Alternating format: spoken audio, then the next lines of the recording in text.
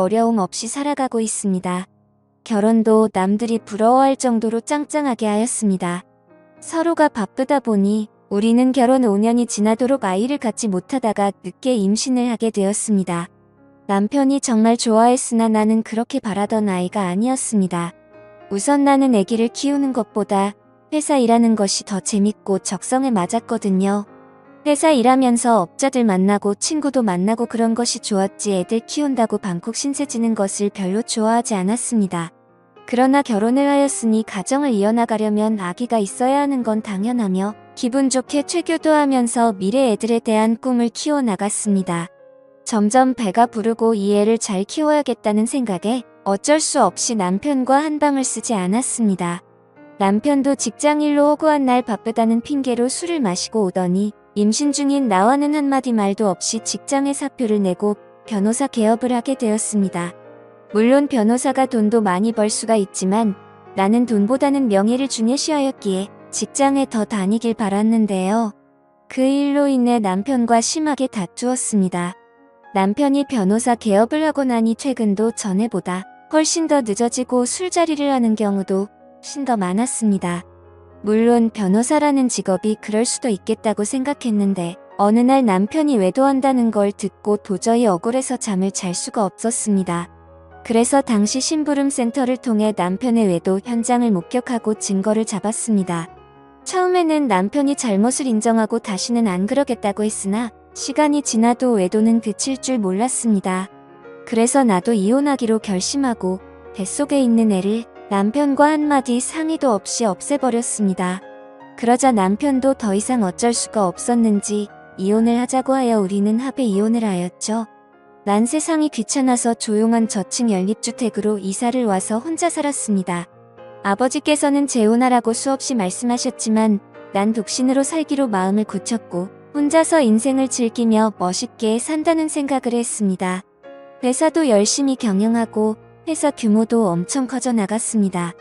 이렇게 혼자 살고 있으니 뭔가 불편한 점은 많았습니다. 집안에도 남자가 할 일, 여자가 할 일이 따로 있는데 난 두 가지를 다 해야 하니 힘들 때도 한 번씩은 있었습니다. 그러던 어느 날 초여름 밤이었어요. 퇴근하여 드라마를 보고 있는데 갑자기 방 안에 뭔가 타는 냄새가 나면서 연기도 약간 나는 것 같았습니다. 낮이라면 어디든지 연락을 해서 조치가 가능하지만 밤이라서 방법이 없었습니다. 아파트 관리소는 있지만 전원주택이라서 밤에는 관리소에 근무하는 사람이 없습니다. 정말 이럴 때 남편이 필요한 건데 이미 없는 남편 찾는 것은 죽은 아들 불알 만지는 것과 같이 무슨 소용이 있겠습니까? 할 수 없이 멀리 떨어진 오빠한테 전화를 했더니 우선 코드를 다 뽑으라는 것이었습니다. 그렇게 하고 깜깜한 방에 가만히 있으니 갑자기 무서워서 견딜 수가 없었습니다. 그래서 할 수 없이 옆집 아저씨의 도움을 받기로 했습니다. 옆집 아저씨는 출퇴근하면서 몇 번 지나치면서도 인사 정도는 하였는데 아직 어떤 사람인지 결혼은 했는지 부인은 어떤 사람인지 전혀 몰랐습니다. 그러나 내 처지가 워낙 급하다 보니 그런 체면이나 남을 생각하는 겨를이 없이 무작정 앞집 벨을 눌렀습니다. 그때가 밤 10시쯤 되었는데요. 띵동 누구세요? 앞집인데요. 잠깐만 기다리세요. 그래서 밖에서 기다리는데 그 시간이 그렇게도 긴 시간인지 정말 길게 느껴졌습니다. 이윽고 문을 열어주는데 나이는 저와 비슷한 또래의 남성으로 방금 샤워를 하고 나왔는지 머리는 감았다가 그냥 수건으로 닦은 정도였고 특유의 남자 화장품 냄새가 났습니다. 아마 제가 벨을 누르는 순간 샤워하고 나와서 머리를 닦고 화장품을 바르고 바로 나오느라 문을 늦게 연 것 같았습니다. 그 남자는 저를 보더니 아이고 죄송합니다. 샤워하느라고 하면서 머리를 말리는 모습이 참 순진하게 보였습니다. 그래서 자초지종을 설명했죠. 우리 집에 현재 전기 콘센트에 연기가 나고 냄새가 난다고 했죠. 그랬더니 그 남자는 알겠다면서 잠깐만 기다리면 가겠다길래 저는 집에 가지 않고 그 집에서 거실을 이리저리 보았습니다. 집안은 대체로 깔끔하였으며 집안에 장식이 전혀 없는 것으로 보아 여자가 없는 것 같이 보이기도 하였습니다. 곧 남자가 드라이버랑 연장을 챙겨와서 집으로 갑시다 하길래 같이 와서 저는 휴대폰으로 플래시를 작동시켜 집이 켜졌는데요. 우선 연기가 나는 콘센트를 보더니 이러면 안 되는데 하면서 두꺼비 집을 열고 그곳에서 뭔가 새로 교체를 하는 것 같았습니다. 그 사이 난 그 남자와 머리를 거의 가까이 대고 휴대폰으로 불을 밝혀주는데 남자의 향수가 정말 환장하게 만드는 것이었습니다. 남편과 이혼하고 10년 가까이 혼자 살아왔기에 정말 남자와 이렇게 가까이 있어 본 것도 오랜만이었습니다. 난 그렇게 좀 더 오랫동안 불을 부딪혀주고 싶었는데 그 남자는 금방 고쳤어요. 이제 다 되었습니다. 불을 켜보세요 하길래 전 불을 켜고 우선 아까 연기가 나던 곳으로 가보았는데 연기도 나지 않았고 아무런 냄새도 나지 않았습니다.